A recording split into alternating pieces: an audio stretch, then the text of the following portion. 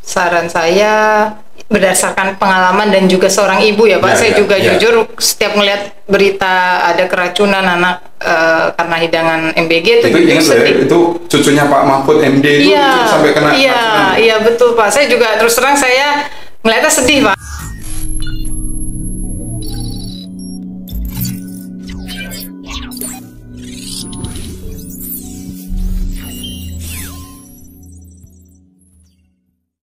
Assalamualaikum warahmatullahi wabarakatuh. Salam Indonesia. Hari ini podcast Langit 7 istimewa karena hari ini saya bisa menghadirkan Ibu Lucy Maghrivi ya. Ibu Lucy Maghrivi ini seorang ibu rumah tangga tinggal di Tangerang ya. Betul ya, Bu? Tinggal di Tangerang. Kebetulan beliau itu pernah tinggal di Inggris selama 4 tahun ya. 7. Oh luar biasa, 7 tahun mohon maaf. Pernah tinggal di Inggris selama 7 tahun. Waktu itu menemani suami dan juga ambil studi juga ya. Enggak sih, saya hanya mendampingi suami dan bekerja di sana. Ya. Nah, Bu Lucy Maghrivi ini punya cerita yang menarik tentang topik yang terkait dengan persoalan-persoalan di tanah air saat ini, yaitu mengenai soal makan bergizi gratis. Kira-kira itu begitu. Mbak Lucy, saya tinggal Bu Lucy ya. Bu Lucy itu sekarang ini namanya problem MBG, makan bergizi gratis itu ternyata saat ini sedang menjadi topik hangat di masyarakat kita, karena program dari pemerintah ini itu ternyata ada dampak negatifnya, di mana banyak siswa yang keracunan. Data yang saya lihat sampai sekarang itu ada 10.800 sekian ya siswa baik dari SD sampai SMA yang mengalami keracunan, dan konon juga ada yang meninggal juga. Dan MBG ini proyek pemerintah yang sangat besar karena budget yang disiapkan pun juga besar sekali. Per tahun aja 335 triliun, per hari itu 1,2 atau 1,3 triliun, per bulan 25 sampai 30 triliun, itu luar biasa. Cuma program atau gagasan pemerintah atau program atau proyek pemerintah yang sangat bagus ini ternyata ada dampak-dampak yang negatif. Nah, banyak hal kira-kira itu begitu.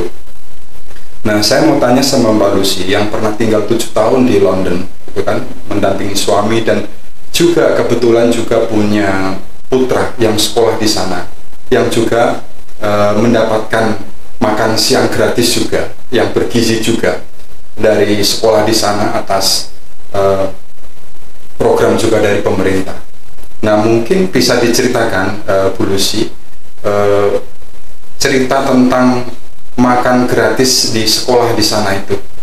Mungkin bisa diceritakan bagaimana yang dilihat atau yang diskusikan sendiri oleh Bu Lucy. Bismillahirrahmanirrahim. Terima kasih Pak Farouk. Saya berbagi pengalaman ini. Betul. Jadi ke anak saya waktu itu yang kedua nih, kalau yang besar, yang anak saya pertama begitu pertama kami pindah di Birmingham, di kota Birmingham, dia kelas 3.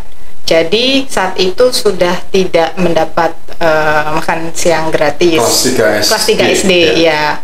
Jadi di Inggris itu yang mendapat makan siang gratis kelas 1 SD dan kelas 2 SD itu mendapat makan gratis di sekolah. Mulai kelas 3 itu tidak gratis lagi. Jadi pilihannya begitu naik kelas 3 pilihannya ada 3. Yang pertama tetap mau dapat makan dari sekolah, istilahnya school meal, itu harus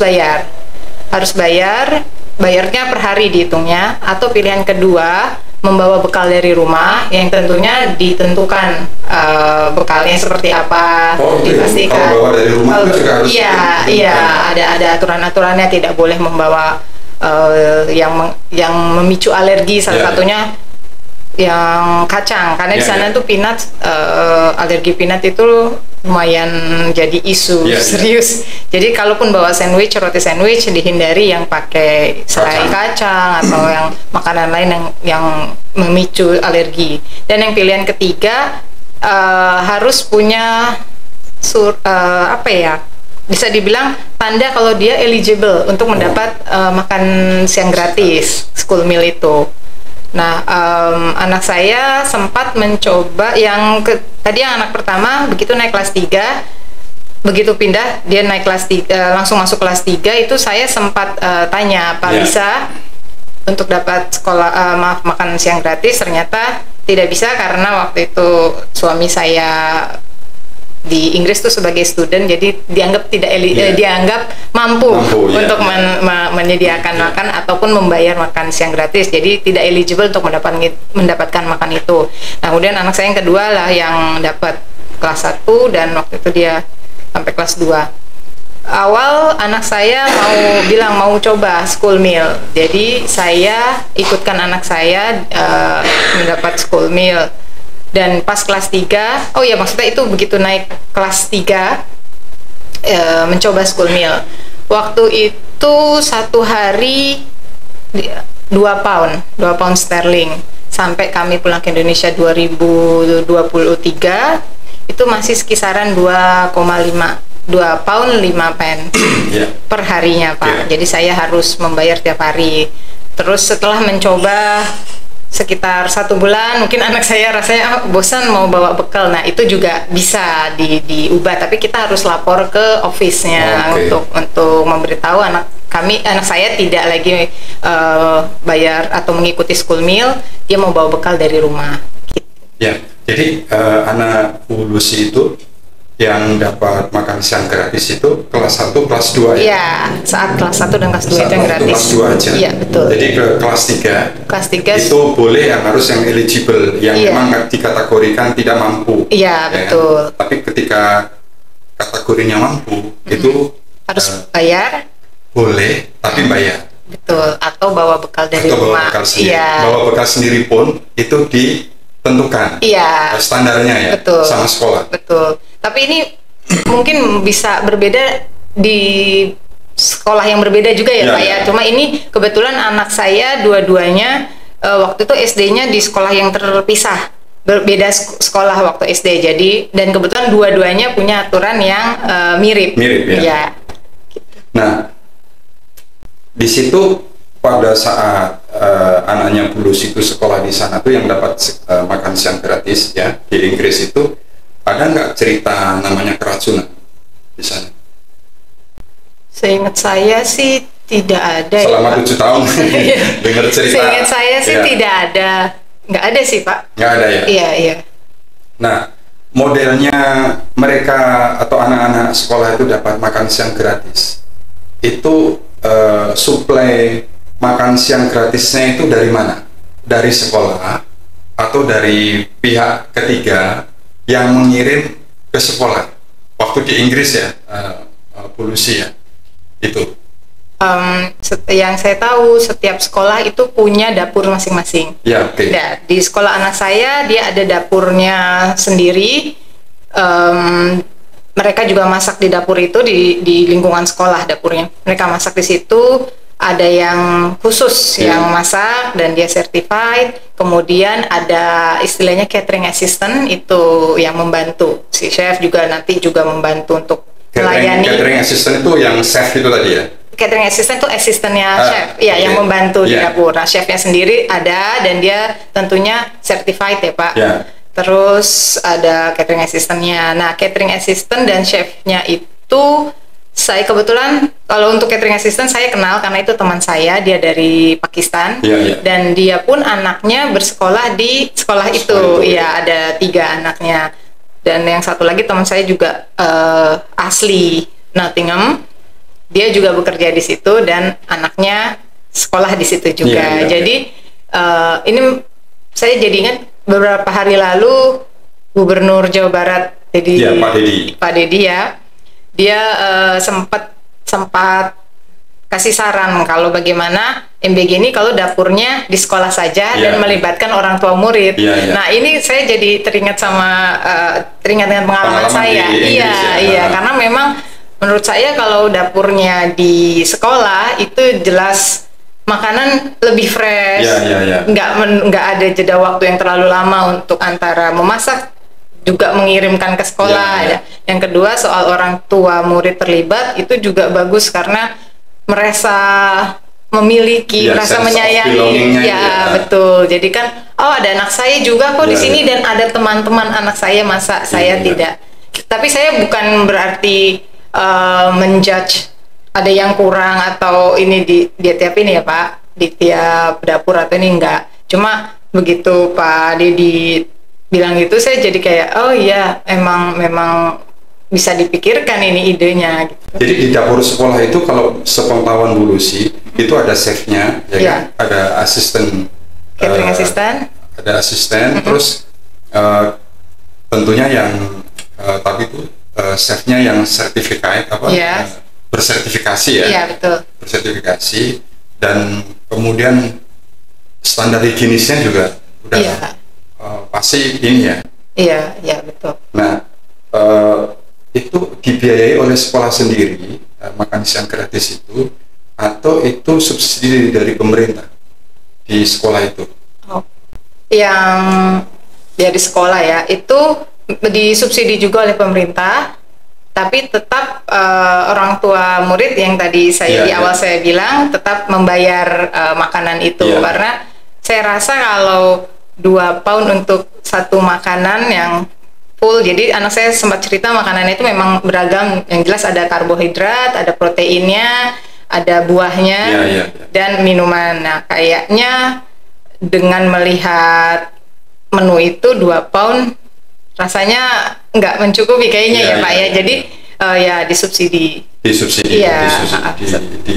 oleh pemerintah Inggris tentunya. Iya, karena itu kebetulan public school Pak, sekolah negeri. Nah kalau di sekolah di sana tuh dapurnya di sekolah gitu ya. Nah, cuma yang menjadi masalah itu adalah bagaimana sistem kontrolnya gitu tadi. Sistem kontrolnya itu apakah juga melibatkan pihak pemerintah atau dari pihak sekolah sendiri?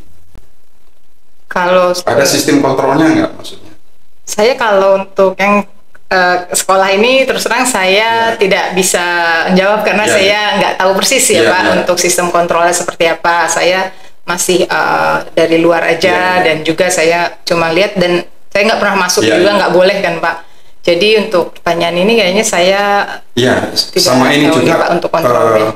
Yang menarik itu makan siang gratis itu kan hanya kelas 1 kelas 2 ya kan. Kalau kelas 3 tuh boleh, yang harus eligible. Nah mungkin ada nggak cerita kenapa cuma sampai kelas 2? Dapat cerita langsung atau alasannya langsung? Saya sampai lulus SD gitu ya? Nggak pernah dapat ceritanya, cuma ya hanya obrolan-obrolan para ibu-ibu. Lagi-lagi baliknya ke biaya, ke pendanaan sepertinya Pak gitu. Jadi mungkin ya Pak ya, dari pengalaman ibu mendampingi anak sekolah di sana itu yang dapat makan siang gratis itu tidak pernah ada problem ya, karena yang bisa ibu sampaikan itu yang jelas makanan itu fresh karena dapurnya ada di sekolah. Nah cuma kalau MBG yang ada di sini gitu kan, dapurnya tidak di sekolah, jadi dapurnya itu terpisah, yang dimanage oleh mungkin bisa dikatakan vendor atau pihak ketiga kan, kira-kira begitu. Jadi kalau menurut Mbak Lucy itu idenya Pak Deddy Mulyadi, Gubernur Jawa Barat, Mbak Lucy setuju ya? Setuju Pak.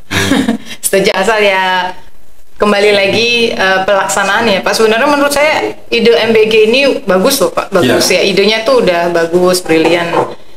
Tinggal pelaksanaan aja mungkin Pak butuh. Menurut Mbak Lucy menurut Mbak Lucy kan memang bagus kan, tujuannya meningkatkan gizi anak-anak sekolah kan. Saya kira ini semua orang akan mengatakan bagus. Cuma kan Bu Lucy kan lihat ya berita-berita yang banyak ini problem keracunan itu kan banyak sekali gitu. Nah mungkin Mbak Lucy itu bisa ya berdasarkan mendampingi anak yang sekolah di sana gitu. Iya, saya dengar katanya Mbak Lucy juga pernah bekerja juga di dapur ini ya, di dapur yang kampus, ya dapur kampus yang menyediakan makan siang gratis gitu kan. Enggak. Untuk apa tuh student, first year student ya kira-kira. Iya. Oh iya, kebetulan saya juga ada pengalaman bekerja sebagai catering assistant di student accommodation di kampus University of Nottingham. Jadi sedikit bercerita ya Pak. Untuk student first year, student S1 tahun pertama, mereka tinggal di student accommodation yang sudah ada di lingkungan kampus. Masih di lingkungan kampus. Ada student accommodation, juga ada hallnya itu ya buat tempat mereka makan. Jadi di tahun pertama mereka tinggal di student accommodation kampus, membayar Pak, nggak gratis sih, dia membayar, itu include kamar, kemudian ada breakfastnya, ada juga yang hall yang tidak menyediakan breakfast, lunch tidak, tapi ada include dinner untuk makan malam. Nah kebetulan saya bekerja provide foodnya untuk makan malam. Nah, jadi student jam makan malam jam 5 sore sampai jam 8 mereka datang ke hall, mereka makan, dan saya yang melayani, serve. Jadi mereka tuh kayak berbaris ambil, kalau sering lihat di film gitu ya. Nah, saya yang itu yang menyendokkan ke mereka, juga yang mempersiapkan. Jadi sebelum itu kan dibukanya hall itu jam 5, mereka mulai makan malam jam 5. Nah saya datang jam 4 itu untuk menyiapkan yang makanan yang akan bahan-bahan yang akan dimasak chef, dan juga menyiapkan makanan. Itu sebelum saya mulai kerja, begitu saya diterima bekerja di situ, saya harus menjalani training selama 1 minggu sebelum mulai. Trainingnya antara lain belajar tentang food hygiene, food, makanan higienisnya, makanan seperti apa, terus food allergens. Jadi saya harus mengenal nih alergi, bahan-bahan makanan apa yang berpotensi jadi alergi gitu Pak. Saya harus hafal itu. Terus ada banyak hal lagi. Nah selama seminggu, setelah saya menjalani semua seminggu itu, saya juga dikasih buku, istilahnya paspor. Nanti mereka stempel kalau saya sudah menjalani itu. Bekerja seminggu, training seminggu, baru saya mulai bekerja. Nah nanti tahun kedua saya harus mengupdate training itu lagi. Jadi nanti saya dapat sertifikat juga, ada food allergy lagi tahap kedua, ada food allergens yang tahap kedua, terus food hygiene, sampai saya juga belajar di training tentang ketika alarm menyala, ada kebakaran, bagaimana saya harus tenang dan harus mengajak student atau orang-orang di situ untuk pergi ke poin buat safety pointnya itu loh Pak, ya kayak gitu.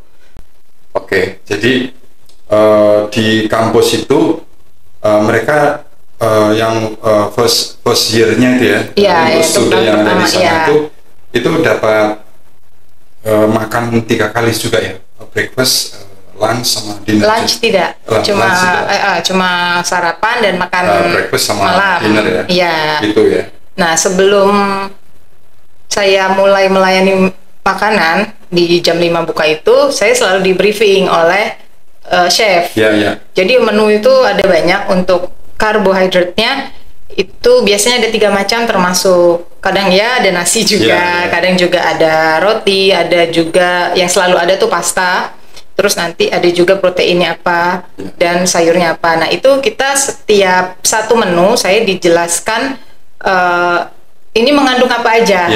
Jadi misalnya kari ayam ini ada santannya, ada ininya, ada ini, jadi saya harus hafal itu semua. Jadi dan setiap hall itu pasti mempunyai student yang alergi gitu. Nah ada yang alerginya gluten, ada yang alerginya sama seledri, ada yang alerginya ikan. Pokoknya semua itu lama-lama karena ketemu student itu selama 1 tahun ya Pak, lama-lama saya kenal, saya hafal wajahnya, yang ini dia alergi. Jadi di awal tahun akademik saya dapat datanya tuh anak mana yang ini ya anak mana yang punya alergi apa, anak sini. Walaupun mereka juga kita harapkan kasih tahu ke kita, kamu punya alergi apa gitu.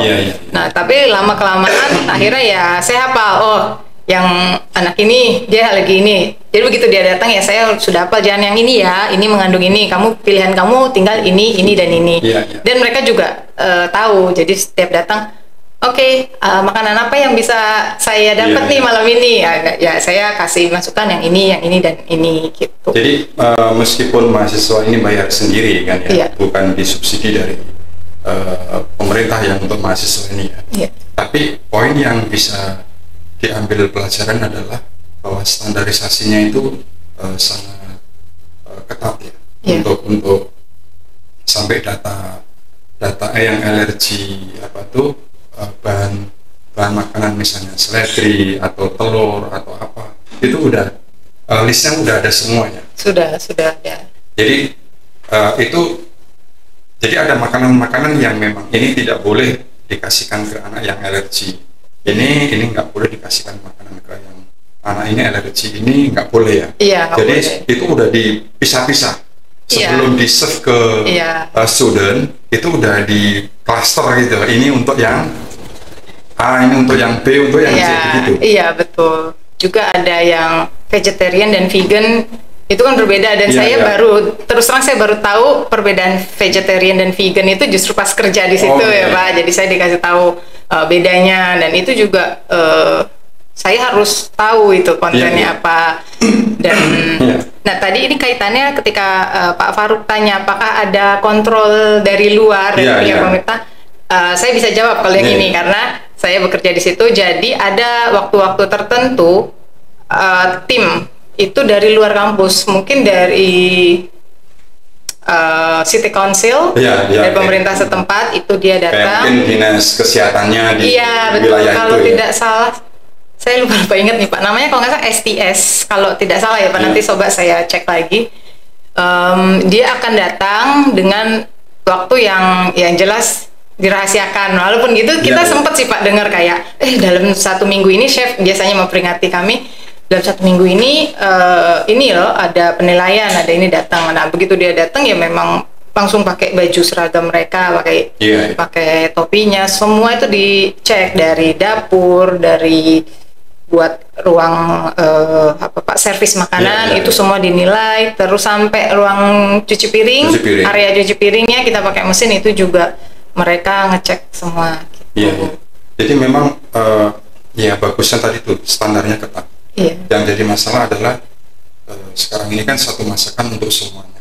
Dan kalau lihat kita bicara MBG yang sekarang ini kan satu jenis masakan untuk semuanya, tidak sampai ada kategorisasi ini alergi ini kan nggak ada.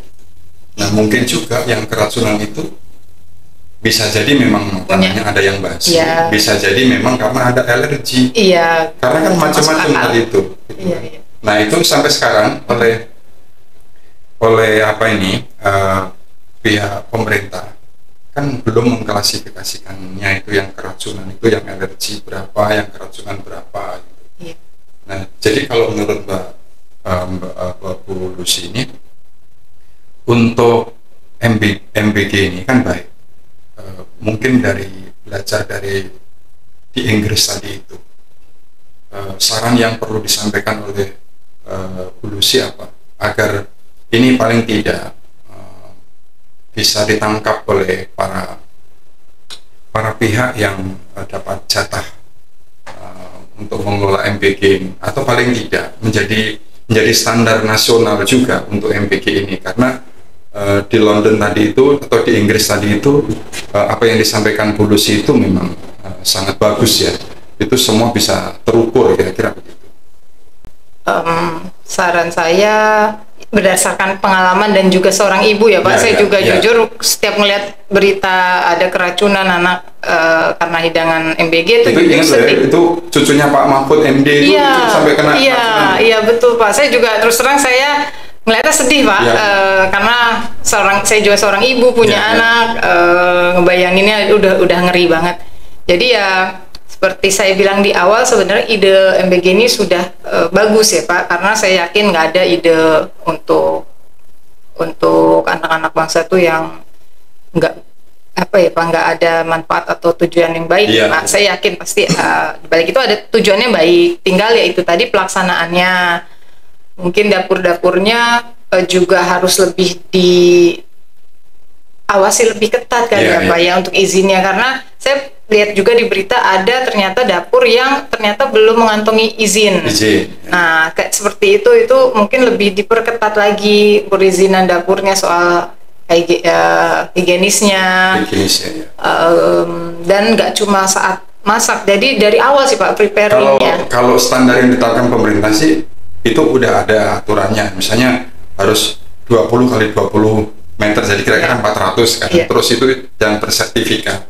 Tapi kan memang prakteknya di lapangan. Ya, berarti kan itu menurut saya pengawasannya Pak ya, nggak diawasin lagi, nggak dicek lagi. Dan menurut saya pengecekan dan pengawasan itu memang harus berkala Pak, harus nggak cuma sekali saat dapur mau buka kita cek, ini udah ini, tapi pas sudah berjalan itu kan yang mungkin miss di situ gitu.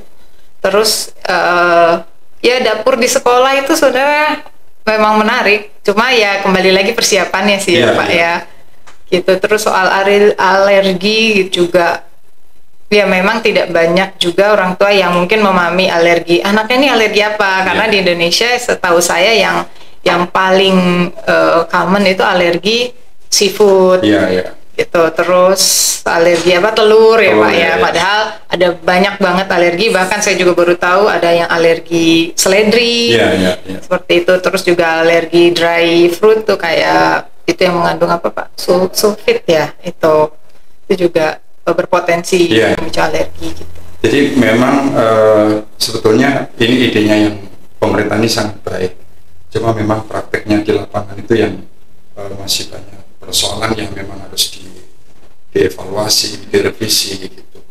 Saya kira apa yang disampaikan Bu Lucy, pengalaman dari Inggris tadi itu, saya kira itu cukup baik dan mudah-mudahan bisa didengar oleh pemerintah dan bisa menjadi masukan juga untuk pengelola atau yang mendapatkan tugas untuk MBG ini gitu.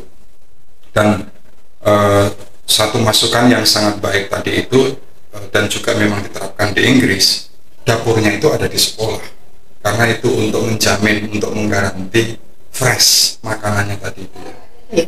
Dan yang kedua, kalau tidak salah apa yang disampaikan dari Bu Lucy tadi juga, itu dari pihak sekolah itu udah membuat list mana anak-anak yang alergi makanan A, anak-anak yang alergi makanan B. Jadi tidak bisa semua digeneralisir. Termasuk juga yang vegetarian, yang muslim. Nah, termasuk yang vegetarian, yang muslim. Mereka dipakein gelang Pak. Gitu. Jadi begitu masuk ke ruang makan, ke hall, si anak-anak SD ini pakai gelang. Kalau seingat saya warna merah itu yang non muslim.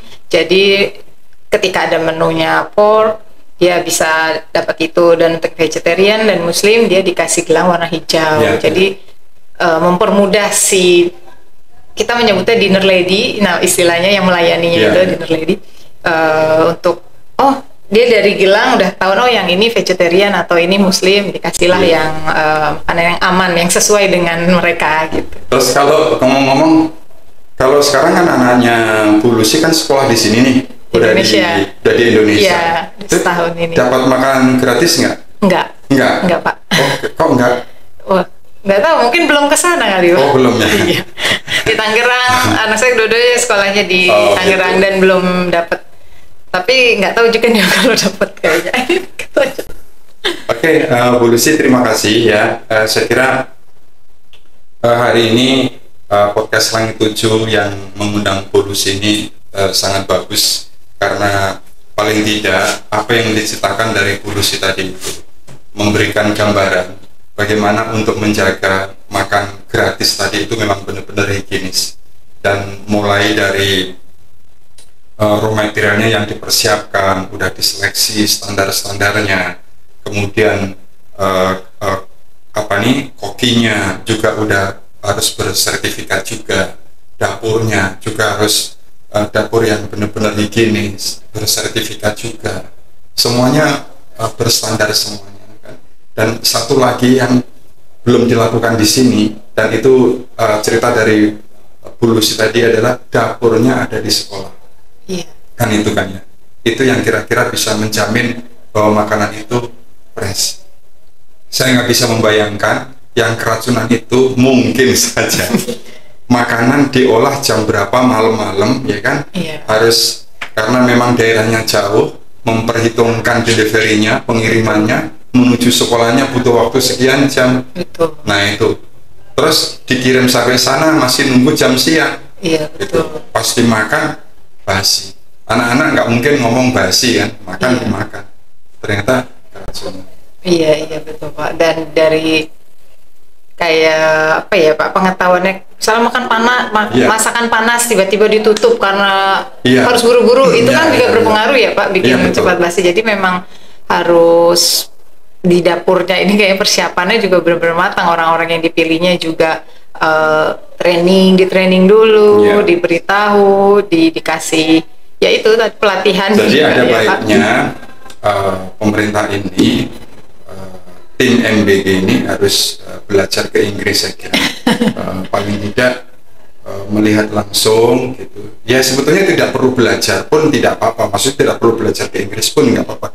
Yang penting ada evaluasi menyeluruh, Iya. kan ada kontrol yang bagus, itu saya kira akan ada progres bahwa program MBG ini juga hasilnya baik. Ini sungguh mengerikan karena anggaran yang dipersiapkan pemerintah itu luar biasa, Iya, 335 triliun untuk untuk orang yang mendapatkan manfaat dari MBG ini kan 80 jutaan lebih. Itu luar biasa, dan uang yang dikeluarkan setiap hari 1,2-1,3 triliun, uang yang sangat besar sekali. Iya, betul Pak. Kira-kira begitu.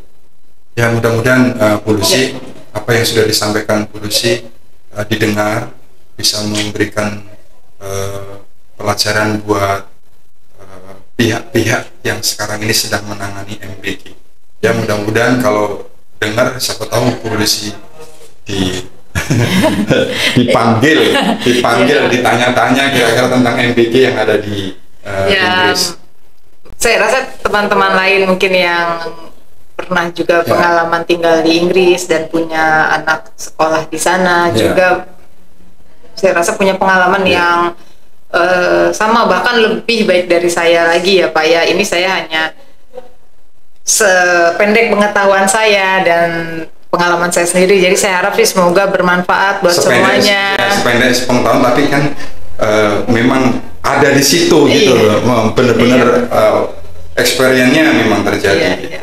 Ya, seperti saya bilang tadi, kita di sini mau berbagi pengalaman aja ya Pak ya, dan semoga ya bisa menginspirasi pihak-pihak yang terkait MBG ini untuk mau evaluasi dan juga untuk mau belajar. Tidak mau ikut campur masalah MBG, cuma sebagai ibu saya sharing apa yang pernah dialami sama Bu Lucy di Inggris. Iya, betul.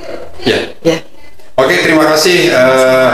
Mudah-mudahan podcast hari ini yang menghadirkan Bu Lucy yang pernah tinggal di Inggris, punya 2 anak yang sekolah di sana, dapat jatah makan siang gratis dari kelas 1, kelas 2,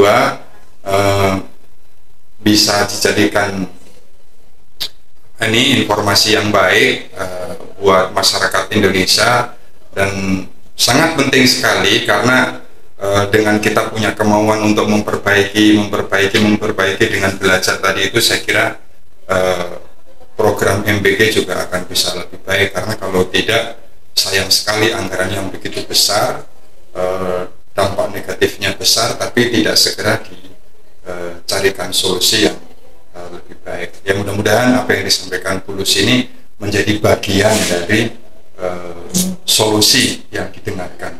Terima kasih. Assalamualaikum warahmatullahi wabarakatuh.